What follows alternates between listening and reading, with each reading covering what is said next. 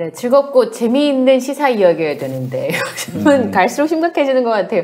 맘스 시사 오늘 순서도 함께 하겠습니다. 어서 오십시오. 네, 안녕하세요. 오윤혜 씨가 그래도 제에게 제일 격하게 리액션을 해줬어요. 저는 오늘 이게 6번째 방송이지만 저에게는 아직도 에너지가 남아있습니다. 뭐 하셨어요? 한번 세봅시다. 저 오늘 아침에 일어나서 TBS 갔다 오고 어디? TBS 퀴즈 탐험 시사의 세계 오늘 오세훈 시장님 덕분에 마지막 방송을 하게 되었습니다. 네. 오세훈 시장님하고 같이 방송한 게 아니라 덕분에 오 시장님이 이제 예산을 깎느라고 깎는 바람에 TBS의 유튜브 80%가 다 사라지게 되었고요. 그럼 나머지 어떻게 하는 거예요? 그냥 다 사라지는 겁니다. 뭐 대책은 없고요? 대책은 없습니다. 그래서 정말 이 짤짤이 쇼랑 이 퀴즈 탐험 시사의 세계 PD님이 같은 분인데 너무 애정하는 프로였고 저희가 좀 상승세였습니다. 조회수가 10몇만이 나오는데 이 다리에 봉화지겸을 갖고 스트레스를 너무 받으셔가지고 휠체어를 타고 오늘 나오신 거예요. 마지막 방송에 굉장히 마음고생과 눈물의 막방을 했는데 그 정도로 스태프분들과 모든 출연자분들이 합이 너무 잘 맞은 너무 그게 참 쉽지 않거든요. 네, 재밌는 프로였는데 하루아침에 2주 전에 없애라. 그래가지고 이제 사라지게 되어서 오늘 그 뜻깊은 막방을 하고 왔습니다. 아침부터요? 네. 저 김용민 TV 등 이런 다른 유튜브 방송에겐 기회입니다. TBS가 이제 프로를 없애니까 대선 이후에는 또 김용민 TV가 좀 큰 개편을 해가지고 제가 하나만 좀 아이디어를 내겠습니다. 명랑운동회라고 기억하시는지 명랑운동회 들어본 것 같은데? 현웅전 아저씨가 했던 거 기억하실 거 아니야? 일요일 아침에 누가 그러더라고요. 나이를 알 수 있는 방법 중에 일요일 아침에 알면서 그래? 뭘 보려고 일어났느냐 이렇게 나이가 나올까봐 지금 알면서도 모르는 척하고 있어요. 변하나 씨 기억나죠? 그때는 마이크 모양도 지금 모양과 달랐어요. 그렇지. 예. 그래서 이제 제가 운동회 하시려고요? 아니 명랑 민주화 운동회. 뭐냐면은 예전에 그 민주화 운동하던 분들이 있지 않습니까? 그 수배 당하는 그러니까 수배가 아니라 이제 말하자면은 경찰이 잡으러 가잖아요. 그렇죠. 안 잡히는 거 한 종목.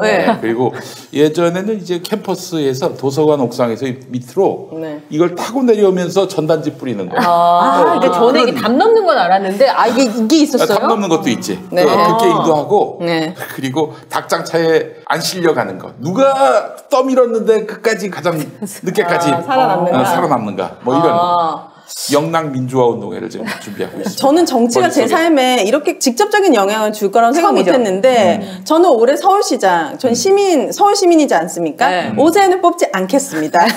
TBS에서도 선포했고 이거 정말 투표가 중요하구나. 이게 내 직접적인 삶에 수백만 명의 일자리를 잃었습니다. 그 TBS 직원들이 하루아침에 아주 색다른 경험을 했고 오정TV 한 3-4대 정도 찍고 KBS 홍사원 갔다가 지금 여기 거침없는 녀석들이군요.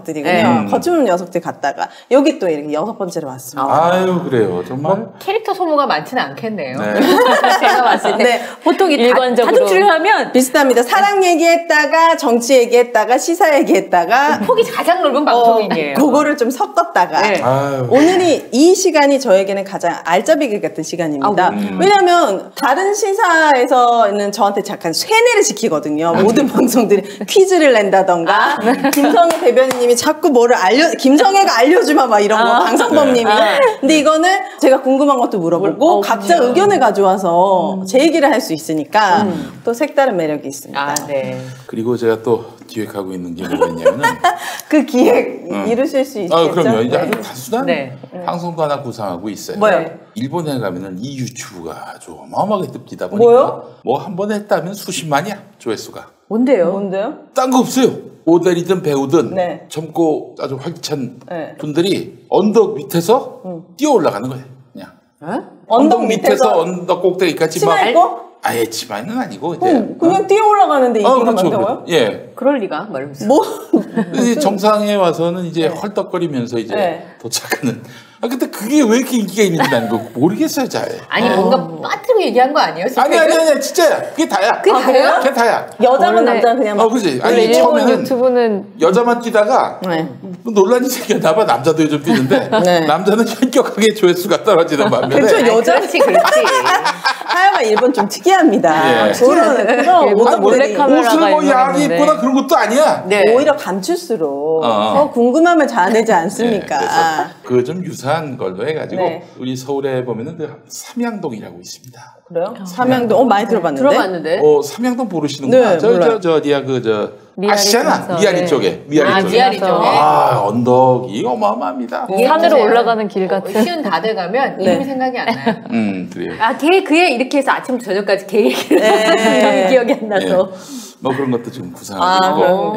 좋습니다. 그 꿈을 꼭 펼칠 수 있는 날이 오기를. 오윤혜 씨가 한번 좀 언덕 밑에서. 제가 뛰면 됩니까? 그럼요. 네, 쫄쫄이 입고 뛰면 될까요? 쫄쫄이까지 필요 없어요. 거기 야노 절대 안 입고 나옵니다. 쫄쫄이가 야합니까? 포기했다니 알수 있죠. 제 몸은 야할 수 있습니다.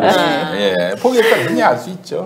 오늘 스트리밍은 쇼트트랙 선수들하고 우리가 경쟁을 해야 돼가지고 쉽지 않은. 오늘 경기 있습니까? 이 시간에? 오늘 이제 1000m하고 500m 있잖아요. 네. 제가 월요일날 너무 분통 터뜨려가지고 오늘 그거 보면 제가 또 고함 지를 수도 있어서.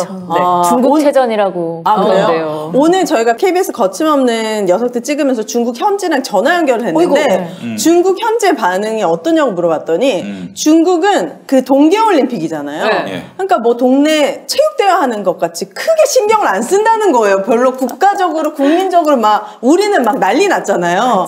그들은 뭐 하고 있어? 베이징에서 약간 요 정도라는 거예요.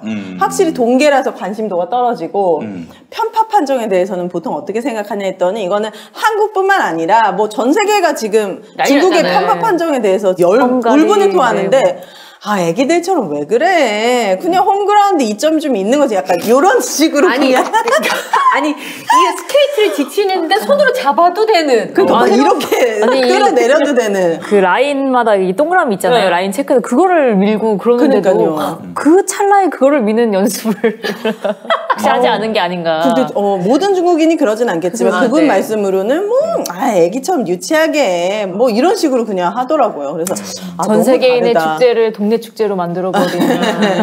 지난번에 베트남에 축구 쳤을 때 왜 텔레비전 부셨는지 좀 물어보시고 그러셨어요. 왜 이렇게 경기 가지고 그래? 뭐 이런 거 같고. 사실 이제 우리가 그거에 분노하는 이유는 우리나라에는 굉장히 공정의 의미가 중요한 나라입니다. 그렇기 때문에 이게 이기고 지는 것도 중요하지만은 룰 자체가 이렇게 엉망이면은 그거는 참을 수가 없는 거예요. 우리 그 대한민족은.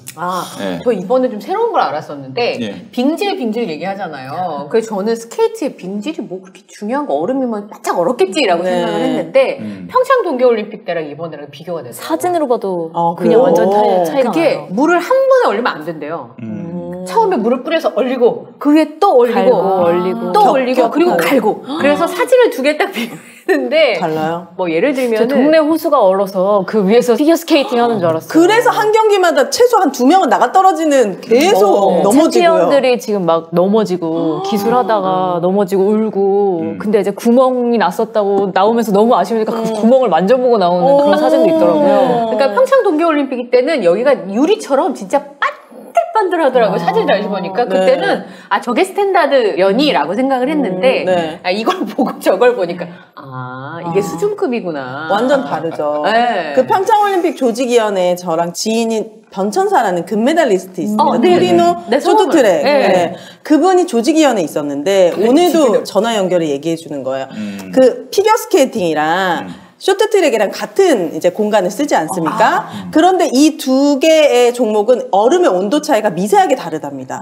그래서 우리나라 평창올림픽 할 때는 이거를 매일매일 쇼트트랙에다가 그 다음에 바로 피겨로 넘어갈 수 있도록 온도 체크부터 계속 그걸 실험을 하면서 연습을 했다는 거예요. 수많은 운동선수들에게 지장이 가지 않도록 수많은 그런 시험과 연습과 이런 실습을 통해 가지고 빙질을 만들었는데 이 미세한 온도가 굉장히 중요하다고 하더라고요. 이게 음악도 그렇잖아요. 오윤혜 씨가 원래 노래 부르시는 분이긴 하지만 제가 그분이 노래를 잘하냐 못하느냐는 못하는 사람 걸 들어보고 그걸 들어보면 잘하는 거구나.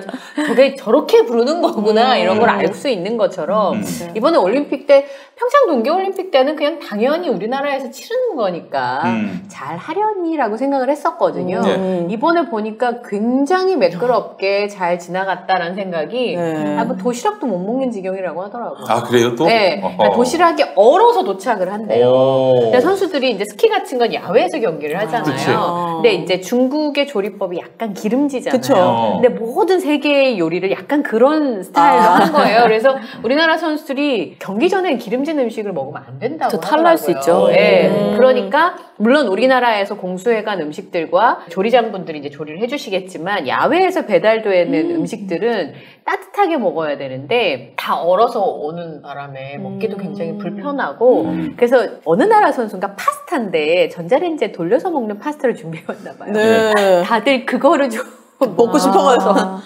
우리나라 평창 때는 470가지 요리인가가 24시간 역시 따뜻하게 대기돼 있었다고 해요. 미국 그래서 선진국이에요. 이 음식에 대한 컴플레인이 한 번도 없었던 역대 올림픽이었다. 비교를 해봐야 알 수 있었군요. 그러니까요. 이 조선 사람들은 먹는 걸로 장난 안 거에서 친다. 섭섭함을 많이 느끼기 때문에 이런 걸로 사람들 마음을 토라지게 만들진 않아요. 보통 중국이 미식의 도시해가지고 먹을 게 그렇게 많은데 이번에 참 중국 안 가보셨지? 가봤는데요? 가보셨어요? 오, 나는 상하이. 베이징도 베이징. 상하이도 가봤는데 네. 뭐 무슨 음식이라고 그쪽에 향토 음식이라고 해서 내놨는데 지자스. 그래 입맛이 또 워낙 까다로우시니까요 우리 저는 김 뭐 PD님이. 소기만 쳐주기 때문에 이 출처를 알 수 없는 고기. 네, 그래서 이게 조류인지. 그래서 드셨어요? 그래서 드셨어요? 안 드셨어요? 장르를 모르겠네요. 진짜요? 이게 조류인지 이게 포유류인지도 알 수가 없어요. 튀겨가지고 나오니까 뭐 알 수가 없는 거야. 개통을 알 수가 없어서 그래서 아니 드시니까. 모양을 보니까 이게 육해공을 알 수 없는. 다 튀겨. 박쥐 같기도 하고 아이. 치킨 같기도 하고 네. 박쥐 같기도 하고. 못 먹겠더라고. 그냥 그래요? 와 이거 내일 속보 나가요. 김용민 PD 중국 가서 저는 중염. 북경오리 이런 거 진짜 맛있게 먹었거든요. 오리오리일 수도 있겠다 생각해보니까. 예, 그래서 이번에 네. 여러모로 좀 아쉬운 점이 있고 우리 선수들이 좀 고생 많았겠다 싶은 생각이 좀 들기도 했었고요. 마음고생까지. 예, 네. 오늘 유튜브 보니까 아주 재밌는 제목의 기사를 누가 올렸던데 메달은 중국 사람들이 땄어도 검색어 1위는 한국 사람들이. 아 그래요? 오 역시 또 아미들이 또 뭉쳤지 않겠습니까? RM을 욕하는 바람에. 네. 어쨌든 선수들 안 다치고 무사히 잘 왔으면 좋겠습니다. 여론조사는 윤석열이 이기는데 그 지금 구글 트렌드나 이런 거 보면 이재명이 지금 앞서고 있어요. 그것도 뭐예요? 이유가 뭘까요? 그게 참 이해가 안 돼요. 구글하고 다음은 이재명이 이기는데 네이버는 윤석열이 앞서고 있어요. 그래서 이거 뭐 어떻게 보나. 종합적으로 누군가가 딱 합쳐서 봤더니 이재명 후보가 이제 간발의 차로 좀 앞서고 있는 흐름인데 근데 이 트렌드 이제 그 검색어 트렌드가 지난번 4.7 보궐선거 때 그대로 맞아떨어졌다는 거야. 저는 여기 빼고는 모든 사람들이 그래서 오늘 제가 송곳 질문을 하나 하려고. 오늘 많은 사람들이 여기에 많은 사람들은 지금의 여당 지지 성향을 가지신 분들 포함입니다. 호남과 친문의 지지가 이재명에게 완벽하게 옮겨지지 않았다.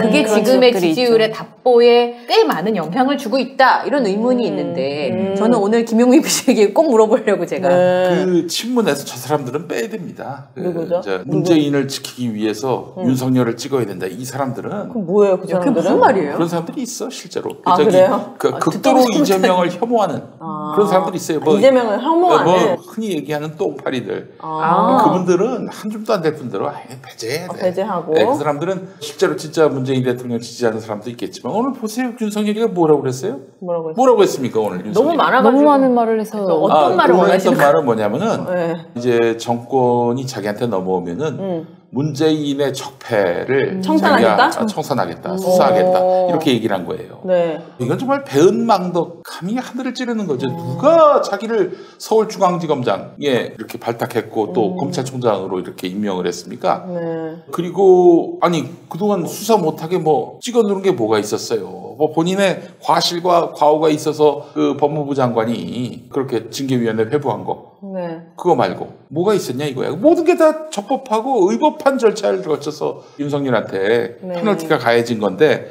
아니 참 웃긴 거예요. 게다가 또 검찰 개혁을 요구하는 촛불 집회에 대해서는 사법 처리 대상이다 그런 말을 합니다. 왜요? 아니, 그러니까 왜요? 이게 어디 감히 그 검찰을 우리가 뭘 잘못했다고 감히 몰려 나온 이런 행태를 벌일 수 있느냐 이런 얘기죠. 그거 국민들이 요구할 수. 이게 또 웃긴 게 말이죠. 박근혜 탄핵 당시에 그 촛불에 대해서는 뭐 박근혜 수사를 하는 데 있어서 힘이 됐다라고 하더니 자기에 대해서 촛불을 드니까 뭐 이거는 한마디로 얘기해서 이 사법 처리할 짓을 했다. 사법 처리 될 짓을 했다. 이런 식으로 얘기하고 있으니 이런 자가당착과 가짜뉴스와 내로남불이 어디 있겠는가. 근데 저는 정말 정치를 모르는 사람으로서 그 윤석열 씨의 화법이 좀 특이한 게 있는 것 같아요. 예를 뭐예요? 들어서 이렇게 많은 걸 알고 계시는 분들은 저 사람은 진짜 뻔뻔하다. 아 진짜 지가 적폐면서 막말로 적폐 얘기를 해 이렇게 얘기할 수 있지만 아무것도 모르는 사람들이 들었을 때는 이 사람은 항상 좋은 단어를 다 집어넣습니다. 이 무슨 질문을 해도 공정해야 되고요. 정의를 바로 잡아야 되고 적폐는 청산해야 됩니다. 막 이런 누가 들으면 진짜 뭔가 되게 투사 같은 그런 얘기를 해요. 그래서 모르는 사람들이 들었을 때는 윤석열이 대통령이 된다면은 뭔가 잘못된 것들이 좀 바로 제대로 잡히려나? 이런 착각을 들 수 있게끔 만드는 그런 특이한 동문서답의 화법을 쓴다. 저 오늘 이제 토론회 보고 나서 그 얘기를 하려고 했는데 오늘 저 먼저 얘기해도 되죠? 네. 나왔으니까 제가 대선 토론을 사실 끝까지 잘 안 보거든요. 왜냐면 바쁘기도 하고요. 맞아, 우리 보기 힘들잖아요. 근데 이상하게 이번에 희귀템이에요. 대선 토론이 그렇죠. 이렇게 희귀템이었을 보기가 때가 이렇게 없었어요. 틀면 나왔었는데 틀면 나왔었는데 그래서 희귀템이었고 몇 번 안 돼서 혹시 이거 하고 다시는 못 볼 수 있으니까 제가 열심히 봤어요. 근데 제가 윤석열 후보의 대선 토론 전략은 좀 맞아떨어졌다 이런 생각이 좀 들었어요. 약간 전략적 동문서답이었어요. 왜냐하면 제가 이제 가까운 지인이 만약에 토론회를 나간다 아니면 방송 경험이 많이 없고 이야기를 잘 못하는 사람인데 토론에 나간다 그러면 묻는 말에 대답하지 말고 하고 싶은 말만 하라고 시키거든요. 뭐라고 묻든. 네, 뭐라고 묻든. 뭐 예를 들어서 오윤혜 씨가 뭐 대장동에 대해서 어떻게 생각하십니까? 저는 공정하게 그 상황을 진행했으면 이 얘기를 계속 하는 거예요. 그러니까 질문이 바뀌어도 그런데 사람들은 질문을 기억하지 않아요. 맞아요. 그 사람은 답변을 기억하죠. 간단하게 한 답변을 기억을 하거든요. 그리고 어쨌든 실수만 안 하면 되는 거예요. 윤석열 후보는. 왜냐하면 이 화법을 구사할 만큼 이렇게 스펙이 몇 개 안 되는 거예요. 재료가 몇 개 안 돼. 조합을 별로 할 수 없으니까 가장 간단하고 단순하고 대신에 양념을 탁 쳐서 강력한 음식을 보여줘야 되는데요. 뭐 제 생각에는 일본 만화 영화 그렇게 만들었대요. 그 옛날에 북두신권이라는 만화 혹시 아십니까? 모릅니다. 모르시는구나. 김용민 PD는 아세요? 안다고 해주세요. 아니 모르는 걸 어떻게 모른다고. 그런 만화가 있어요. 근데 그 만화의 장점이라고 하기엔 굉장히 강렬해요. 근데 뭐 예를 들어서 사람을 이렇게 베잖아요. 그럼 우리 같은 경우는 칼이 슉 지나가잖아요. 근데 그 영화는 이렇게 사람이 동강난 이 단면이 나옵니다. 그러니까 너무 킬빌처럼 너무 충격적이니까 사람들이 헉 이렇게 봐요. 근데 이 만화나 만화 영화에 말하는 경제성은 뭐냐면 1초에 24프레임이 들어가잖아요. 근데 24프레임이 들어가면 실제로 만화 영화는 이렇게 되는 것처럼 보입니다. 움직이긴 하는데 너무 렉이 많이 걸리는 거예요. 지금으로 치면. 그래서 디즈니 같은 경우는 굉장히 많은 프레임이 들어가는데 이 충격적인 장면을 들어가면 이 프레임이 좀 덜 들어가도 모릅니다. 사람들이. 그러니까 그런 것처럼 이 강력한 거 한 가지가 있으면 사실 다른 걸 기억을 못 하거든요. 그러니까 제가 생각할 때 윤석열 후보가 쓸 수 있는 카드가 많지가 않잖아요. 뭐 정책을 많이 공부한 것도 아니고 경험이 많은 것도 아니니까 그리고 이제 공격을 당할 수 있는데 대처할 수 있는 능력도 사실 많지 않고 그럼 그때 동문서답 할 수밖에 없어요. 그리고 절대로 숫자를 얘기하지 않습니다. 숫자로? 그러니까 84도 어디서 들었어. 4만 기억나서 저는 40이라고 하지 않았을까. 그랬을 수도 있어요. 근데 약간 그런 상황에서는 추상적인 단어를 계속 쓰는 겁니다. 공정, 정의, 그러니까. 목표. 너무 그래서 웃겼어요. 경제가 몇 % 성장했고 이걸 완벽하게 하지 못하면 숫자를 쓸 수가 없거든요. 그러니까 제가 봤을 때는 어느 정도는 주요했다, 전략이. 어떤 먹혔다. 전략을 세웠는지는 모르겠습니다만 초역 가점은 그건 이제 의외의 복병이었을 것이고 본인이 준비한 것 중에 이번에 크게 실책으로 잡힌 게 몇 건 안 됐잖아요. 이전에는 매일매일 아침 저녁으로 입만 열면 실수가 나왔었는데 그런 걸 이제 방지하는 전략을 윤석열 후보가 쓴 게 아닌가. 실제로 만족스러워하는 것 같더라고요. 그죠? 근데 윤석열 후보를 이렇게 보면서 제가 느낀 건데 만약에 제가 저 팀에서 만약에 말하는 거를 좀 가르쳤으면 한 가지를 좀 바꿨을 것 같아요.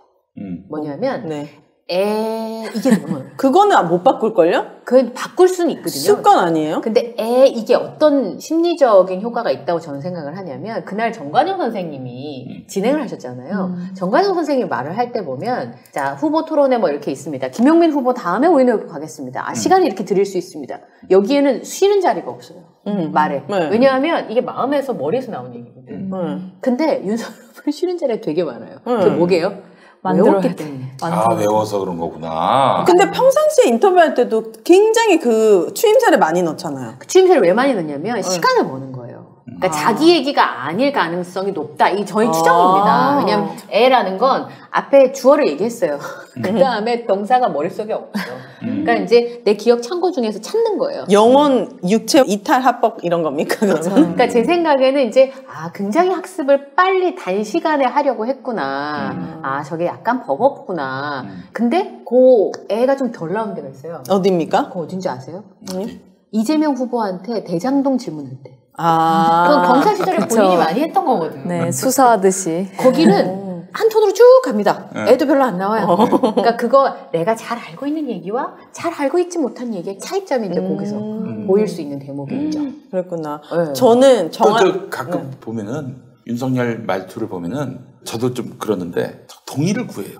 무슨 계속 동의를 구하는 거예요. 네. 그러니까 예를 들어서 오윤혜 씨. 네? 그러니까 이런 거 있잖아. 거슬리네. 거기서 단점 뭐가 있냐면 동의를 구하는 건 굉장히 좋은 화법이에요. 그런데 얼굴 안 쳐다봐.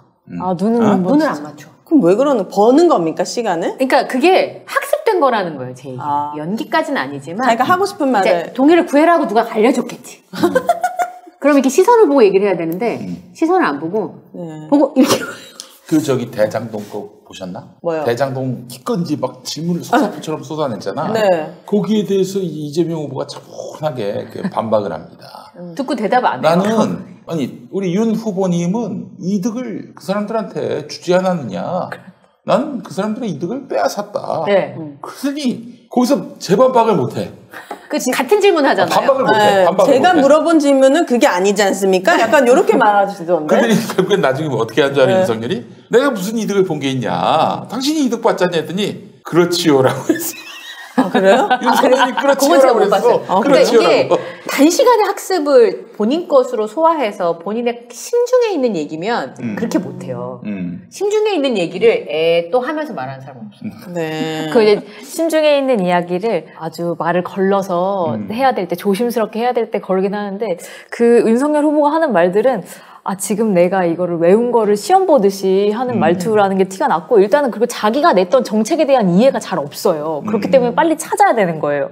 내가 80이라고 했는지 90이라고 했는지 어느 조합으로 왜 90이 됐는지 설명을 못하고, 재생에너지에 대해서 지금 막 까긴 까야 되는데 그거에 대한 근거에 대해서 얘기하면 잘 모르고. 그러니까 자기가 모르는 거, 무식한 거가 드러나는 걸 굉장히 두려워합니다. 왜냐하면 거기 나오신 분들이 다 학습을 많이 하셨던 분이잖아요. 네. 그러니까 학습 능력이 뛰어난 분들이잖아요. 거기 있는 4명은 진짜. 이제 그러다 보니까 본인이 뭔가를 잘 모른다는 거를 얘기하기도 쉽지 않을 뿐더러 텍소노미 처음 듣는 말이고 결국에는 몰라가지고 되물어봤잖아요. 네. 그런데도 불구하고 텍소노미 얘기하니까 다 아는 것처럼 처음엔 얘기를 해. 엉뚱한 얘기를 하면서. 네. 그런 거에 되게 능한 것 같아요. 예, 그런데 이제 나중에 드러났지. 뭐라고요?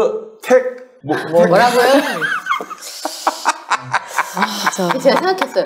조선일보는 안 보나? 그쵸. 조선일보만 봐도 연장 계속 네. 텍소노미를 얘기를 몇 주간을 기획기사가 예. 나갔는데 근데 저는 그 부분도 있다고 봅니다. 그 양반이 올해 나이가 얼마인 줄 아세요? 모릅니다. 60 넘었어. 그래요? 61살이야. 60년생이 60년생. 올해 한가. 그 최화정 누님 있잖아. 네. 나이가 같습니다.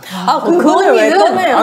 그 언니는 대체 그냥 방부제인 것 같아. 예, 그래요. 아니 뭐 그렇다고 젊다고. 네. 피디님보다도 나이가 많으시네요? 훨씬 많으시지. 근데 사실은 우리나라에서 61살은 많은 게 아닙니다. 그럼요. 그 예전에 알잖아. 서방차. 네. 서방차의 그 김태영 씨. 네. 몇 살인 줄 아십니까? 몰라요. 62년생이야 그 형이. 저희 어머니가 올해 환갑이신데. 시어머니께서.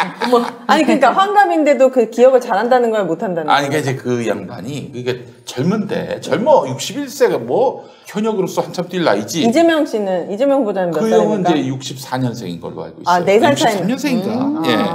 63년생. 그럼 3살 차이 나는 겁니까? 그렇죠. 얼마 차이 안 나네요? 그렇죠. 그리고 이제 한 살 어린. 그렇게 살아가면서 나이도 몰라요? 63년생 맞아요. 저 얘기 나올 때. 침을 엄청 튀기시네. 그리고 64년생인 천공홍 스승이시고. 그분은 또 60살. 그분 나이까지. 그래서 아까 제가 이렇게 보면서 저는 사실 이재명 후보의 옆에 누가 조언을 한다면 조언을 좀 해줬으면 좋겠다. 왜냐하면 아까 오윤혜 씨가 얘기한 부분 중에서 이 서두랑 결론을 바꿨으면 좋겠어요, 자리를. 그러니까 이재명 후보가 암담한 현실을 항상 앞머리에 가지고 오더라고요. 그러니까 제가 토론회 끝나고 사람들한테 들은 얘기 중에서 네. 사람이 이 시간에도 죽어가고 있습니다. 그 말을 너무 많이들 기억을 하는 거예요. 그러니까 내가 지금의 위기를 경제를 살릴 대통령이 되고 싶다라는 얘기를 기억을 못하고 첫머리를 저걸 얘기를 해가지고 그것만 기억을 하는 거예요. 왜 그 얘기를 할까? 그런 것처럼 아까 윤석열 후보는 어쨌든 장밋빛 얘기만 한다 그러잖아요. 단어를. 그걸 기억하잖아요. 사람들이. 네. 그러니까 누군가가 좀 원래 토론을 잘하기 때문에 사실 다른 스킬들에 대해서는 뭐 크게 얘기할 게 없습니다만 네. 내용의 순서를 좀 바꾸면 어떨까. 나는 이러한 나라를 만들고 싶다. 그게 먼저 나오고. 왜냐하면 사람들이 떠들지 마세요. 그럼 떠드는 거 상상해요.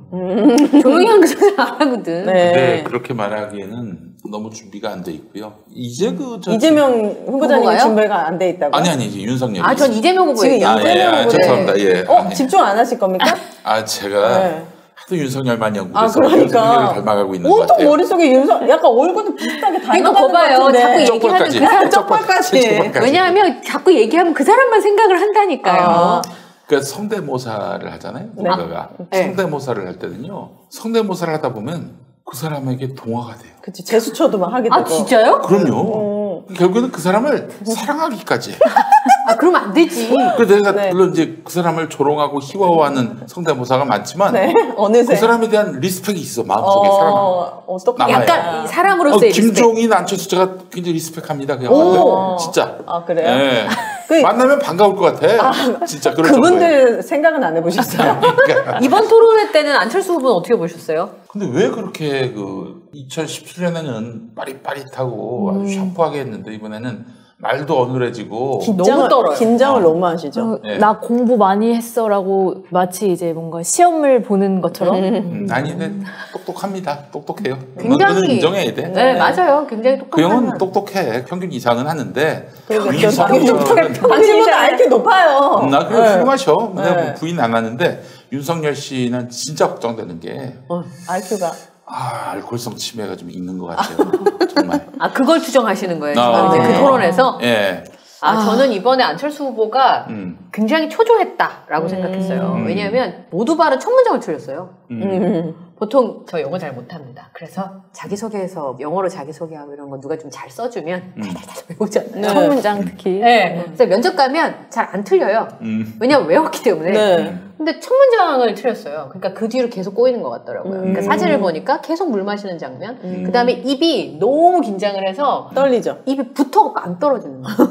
그러니까 제가 생각했을 때 학습 능력이 좋아서 청약 가점 몇 점인지 아십니까? 질문은 너무 잘한 거예요. 잘했는데 그거를 받아칠 때 윤석열 후보가 40점이라고 했잖아요. 그러면 84점 이렇게 넘어가면 안 되고 거기서 티키타카가 있어야지. 40점이요? 이 사람이 이래가지고 서민 민생경제 어떻게 책임집니까? 요게 이제 달인들이 요런 것들이 푹푹 찔러야지 이 사람이. 그럼 놀라는 거잖아요. 지난번 토론에서 그렇게 했다가 내가 MBA 아바타입니까? 이것 때문에 한번 크게 먹은 적이 있기 때문에 약간 티키타카에 대한 좀 그 부담이 있었던 것 같아요. 근데 너무 답정너. 뭘 하면 기사에 나는지 뭘 하면 상대방이 토론에서 당황하는지를 알아요. 근데 그걸 구현할 만큼의 전혀 당황하지 않던데 여유가 없어 보였어요. 그래서 둘이 또 되게 다정하게 속았죠. 그렇죠. 저는 이제 개인적으로 이재명 후보자님에게 바람이 있다면 네. 저는 개인적으로 이 토론을 보고 아쉬운 마음이 아주 컸습니다. 저도요. 왜냐하면 보통 정치를 모르는 우리 엄마들이나 친구들이 이재명 후보자에 대한 인상은 무섭다. 윤석열은 바보다. 요거였는데 이걸 확인시켜준 약간 토론 같았어요. 무섭다. 뭔가 이재명 후보자님이 너무 표정이나 이런 게 너무 경직되어 있고. 왜 그랬을까요? 왜냐면 사람이 말할 때 이렇게 표정이나 제스처나 이런 것들이 굉장히 많은 부분을 또 얘기를 해주잖아요. 네. 조금 더 여유 있고 약간의 미소. 거기가 막 허허실실 웃는 자리는 아니지만 윤석열 후보자님은 진짜 많이 웃고 맞아요. 막 제스처도 옆구리를 치고 여기도 치고 막 해야 되는 거 아닙니까? 막 되게 그래서 너무 경직돼 있어 보이셔서 좀 미소와 여유가 있고 좀 그렇게 상대방과의 어떤 더 티키타카가 그래요. 있으면 그걸 기대했었는데 좋았을 것 같은데 굉장히 그날은 그러니까 이제 이런 건 좀 알아야 되는 게 그 토론회에서 승자가 선거에서 승자가 된 경우가 많잖아요. 기억하실지 모르겠지만 2010년에 맞습니다. 결국에는 이제 유시민 국민참여당 후보로 경기도지사 후보가 단일화가 됐잖아요. 맞아요. 그때 심상정 진보신당 후보하고 네. 단일화가 됐는데 그래서 김문수하고 유시민하고 1대1 토론을 벌였습니다. 완승 정도가 아니지 완전 개 발랐지 그냥. 그렇죠. 대한민국에서 토론 잘하는 탑인데 네. 제가 봤을 때. 김문수는 완전히 거기서. 아 근데 김문수 씨가 이겼습니까? 아니 완패를 했지. 뭐 완패라는 토론에서. 토론에서. 완패라는 말조차도 이거는 뭐 성립이 안 될 정도로 개 발렸어요. 아주. 근데요. 선거 결과는 그 당시 표현으로 개 안습이었어 한마디로. 맞아. 예, 그 눈물이 나더라고 불쌍해서. 아주 근데 결국 졌잖아. 5%로 졌어요. 5% 포인트로. 그런데 이번 대선은 그 왜 그러냐면은 네. 말을 잘하면은 사람들이 그래 너 훌륭하다 너 멋지다 그래 아이고 너 잘났어 이렇게 되는 거지. 우리나라도 불쌍한 거 못 보거든요. 그래서 불쌍하게 당하는 거에 이 동정표가 갑니다. 워낙 현격하게 토론과 뭐 정책 수행 능력, 행정력 이 모든 것들이 완벽하게 차이가 나니까 이럴 때 이재명이 좀 건방지게 보이는 것은 치명타가 될 수 있다만 이런 마음이 있었던 것 같고 또 저 대장동 관련해서 사실 이재명 후보가 저쪽에서 공세 들어오면은 내가 아주 완파를 하겠다라고 마음을 먹었는데 네. 참모들이 다 말렸다는 거예요. 왜요? 네, 그럴 줄 알았어요. 왜 말리는 거예요? 그러니까 좀 이상하더라고 그날. 그니까요. 뭔가 더 많은 얘기를 하고 윤석열 후보의 다른 또 비리들이 있지 않습니까? 대장동에 관련된 그런 얘기들을 지나가면서 쓱쓱 몇 마디 해주면 듣고 있는 모르는 사람들 이런 일도 있어서 알 수 있는데 계속 특검에서도 얘기했고 국정감사도 얘기했고 약간 그거를 계속 반복하니까. 그러니까 저는 그런 어떤 생각이 들었냐면 이재명 후보한테 국민들이 제일 기대하는 기대치가 뭐냐면 일 잘한다거든요. 아닌가요? 저는 개인적으로 그렇게 생각하는데 일로는 깔 수가 없다는 그래서 왜냐하면 이런 얘기가 경기도 있었어요. 성남시장. 이 배우 이병헌 씨가 되게 연기를 잘하잖아요. 네. 그래서 이 정치계의 이병헌이다라는 그런 댓글이 달려있던 같은 적이 이씨라서 있었어요. 그렇게 해준 거죠? 네. 그러니까 일로는 깔 수가 없다는 뜻이었죠. 뭐 네. 사실은 그게 어떻게 보면 토론을 잘하는 공격적으로 비칠 수도 있어요. 그러니까 이제 좀 부드러운 이미지를 줘라 뭐 이런 것 같은데 근데 지금 전 생각이 좀 달라요. 왜냐면 비대면 구간이라 젊은 사람들이 볼 수 있는 게 없어요. 맞아요. 그게 단데 거기서 이재명 후보가 어떤 일을 어떻게 할 것인 청사진을 보여줬어야 됐어요. 저는 제일 아쉽습니다. 이재명 후보가 쉬운 말로 자기 정책을 표현하는 맞아요. 게 좀 필요할 것 같아요. 왜냐하면 쉬운 말로 한다는 건 그 정책을 가장 잘 이해하고 맞습니다. 있다는 거거든요. 근데 이재명 후보만큼 자기 정책에 대해서 확실하게 이해하고 있는 후보가 많지 않아요. 그렇기 때문에 쉬운 말로 그냥 누가 지금 뭐 뉴스를 못 보던 사람이 틀었어도 이게 그죠? 나와 관련되는 일이구나라고 알 수 있게끔 좀 쉬운 말을 사용해서 쉽게 이걸 좀 풀어주시는 기회가 다음에는 있었으면 좋겠다라는 생각이 맞아요. 들어요. 그러니까 이렇게 3프로 TV 나갔던 것처럼 약간 해박한 모습을 좀 보면 몰라 뭐 일은 잘할 것 같은데 이런 인상을 줘야 그렇죠. 네. 지금 이재명 후보한테는 제가 볼 때 보탬이 되지 않을까. 근데 주변에서 이제 중도표 날아간다고 생각할 수도 있고 또 아까 말한 것처럼 토론을 너무 잘하는 게 말 잘하는 이미지가 해칠 수도 있어. 근데 그거는 제가 봤을 때 뭐 옛날 얘기인 거. 그때는 맞고 지금은 좀 다를 수 좀 있다. 다를 수 있다 제 생각은. 국민들이 기대하는 바가 기대하는 다르기 때문에. 바가 그에 네. 부응하는 바가 좀 필요하지 않을까. 맞습니다. 저의 순전히 뇌피셜이에요 이건 뭐. 저희들의 후기였습니다. 네. 엄마들의 후기. 네. 내돈 내산? 네. 네.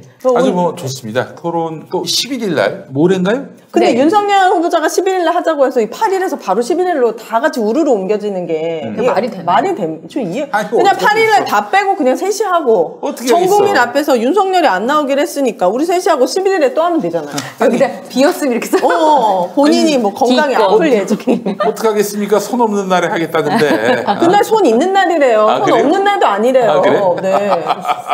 아니 뭐 또 없는 날 세상에 오마이갓. 네. 대선 토론을 손 없는 날 하는 거를 또 처음으로 못 아니 그 손 없는 날이면 본인만 손 없습니까? 다른 사람들도 손 없는 거 아니에요? 그렇죠. 근데 우리 그날 손 있는 날이라니까요. 법사님들께서 이제 날짜를 뽑아주셨겠죠. 이런 행태들이 법사님. 이해가 안 됩니다. 뭐 어쨌든 토론한다니까 안 한다는 건 아니고 또 제가 그날 또 열심히 메인 눈으로 보고 네. 저희도 말씀드리죠. 기대하고 보도록 하겠습니다. 아 근데 뭐 확실히 국민들이 지금 이쯤 되면은 똘똘 뭉쳤기 때문에 그래요? 아니 그렇죠. 그래서 진짜? 상대 후보의 장점도 단점으로 보이고 우리 후보의 단점도 장점으로 보이는 그런 시점입니다. 그러니까 이삭죽기라도 해야 돼요 지금. 네, 그런 이 프로라도 마당에- 건져야 돼요 어느 쪽이든. 예, 그런 마당에 윤석열 후보는 지금 토론을 안 한다고 하면은 중도 분들이 굉장히 싫어합니다. 실망을 하고요. 어떻게든 빨리 나오시는 게 좋지 않을까 하는 생각이 드는데 11일에 예. 11일. 그리고 이재명 후보 참 뭐랄까요, 중도표를 얻기 위해서 애를 많이 쓰는데 사실 그동안의 날선 모습, 와일드한 모습 여기에 많은 사람들이 굉장히 감동을 했고 좀 새로운 정치다 이런 느낌을 많이 받았는데 이제 좀 몸에 맞지 않는 옷을 입고 이재명답지 못한 모습을 그동안 보여왔던 것이 아닌가. 토론회에서 알고 그대로의 모습을 보여주는 것이 그럼요. 저는 강점을 승부했나 봐요. 본인 매력을 가장 어필해야 될 때가 아닌가 생각이 지금 저 판을 흔들 때예요. 그럼요. 예, 하여튼 이런저런 안에서의 요구가 있는데 가장 이재명다운 모습으로 이 동의합니다. 뭐든지 게 어떨까 싶습니다. 네, 응원하겠습니다. 네. 잠시 후 안양스마트 금기념 특별세를 시작하겠습니다. 저희의 첫 번째 프로모션 자율주행 셔틀입니다.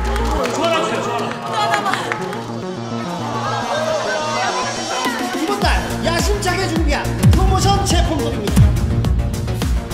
모두 무료로 제공해드리겠습니다. 렛츠고!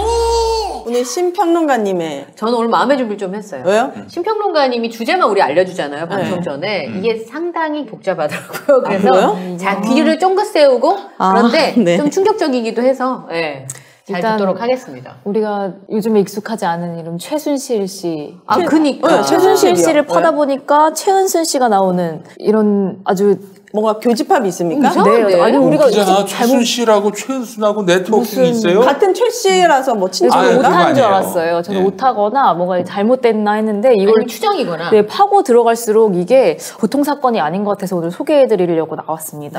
일단 선라이즈 F&T라는 기업이 있어요. 선라이즈 F&T. 이 기업은 국정농단 세력이 대선 자금을 마련하기 위한 만들었던 그런 회사였던 것으로 추정이 됩니다. 그래서 이 회사는 일단 평택 자유무역 지역 2010년에 세워졌어요. 이 자유무역 지역은 어떠냐면 관세 혜택을 받을 수 있고 그리고 저렴하게 임대용지 제공받아서 각종 혜택을 누릴 수가 있습니다. 그래서 경쟁률이 엄청 세죠. 그런데 이 자유무역지대 안에서 생길 수 없는 그런 기업들이 있어요. 예를 들어서 식품 가공업체 이런 거는 생기기가 힘들어요. 왜냐면 다른 공산품 같은 거는 8%에서 10% 정도 관세가 붙는데 이런 식품 같은 경우는 뭐 중국산 같은 경우는 많게는 몇백 프로에서 1000%까지도 관세가 붙기 때문에 이렇게 많은 관세 혜택을 받는 그 업종이라면 생기기가 힘든 거죠. 그런데 이 평택 자유무역 지역에 국내 어디에도 없는 자유무역지구 어디에도 없는 국내 유일의 농산물 수입 가공 업체가 한 곳이 있는데 거기가 바로 선라이즈 F&T예요. 그래서 여기는 원래는 이제 자유무역지대 안에서는 농산물 수입 가공 회사가 있으면 안 되는데 예외적으로 세워졌고 그리고 또 당시에 살펴보니까 자유무역지 입주 조건도 맞지가 않아요. 원래는 최소 1년 이상 그 자리에서 자유무역지구에서 만든 것의 50% 이상을 수출해야 돼요. 그러니까 국내로 반입하지 않는 조건으로 관세 혜택을 받은 걸 가공해서 수출을 바로 할 때만 여기 혜택을 받을 수 있게끔 한 건데 알고 봤더니 이 선라이즈 F&T는 국내로 밀반출했던 그러니까 이게 밀수나 마찬가지라고 하더라고요. 관세를 제대로 물지 않고. 왜냐면 그렇게 하면 국내에 있는 기업들은 경쟁이 되냐고요. 예를 들어서 녹두는 관세가 한 600% 붙는다고 해요. 그러면은 우리나라가 중국에 사올 때 100원으로 사오면 600원으로 팔아야 되는데 지금 여기서는 8%에서 10% 정도만 받으니까 이 기업은 팔 때 110원에 팔 수 있는 거예요. 110원에 들여와서 만약에 이걸 국내로 밀반출한다 그러면은 600원대로 똑같이 받아도 490원이 남는 거죠. 뭐야? 그렇지. 그럼 500원, 그러니까 그래서 국내로 가져오면은 불법이라고 하는 거예요. 그런데 이런 식으로 해서 이제 계속 수익을 고춧가루 한 종목만 한 6년 동안 한 1,400억 원?